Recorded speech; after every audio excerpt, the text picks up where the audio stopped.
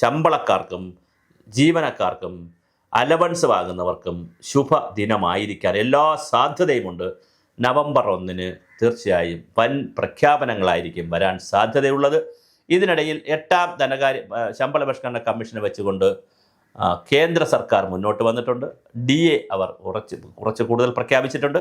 അപ്പോൾ അതിനെ മറികടക്കുന്ന രീതിയിൽ ഞങ്ങൾ കേന്ദ്രം തരുന്നതിനേക്കാൾ കൂടുതൽ തരുന്നു, അല്ലെങ്കിൽ ഞങ്ങളാണ് കൂടുതൽ ഗവൺമെൻറ്റിനോടൊപ്പം നിൽക്കുന്നത് എന്ന് വരുത്താനുള്ള ശ്രമം സ്വാഭാവികമായിട്ടുണ്ടാകും.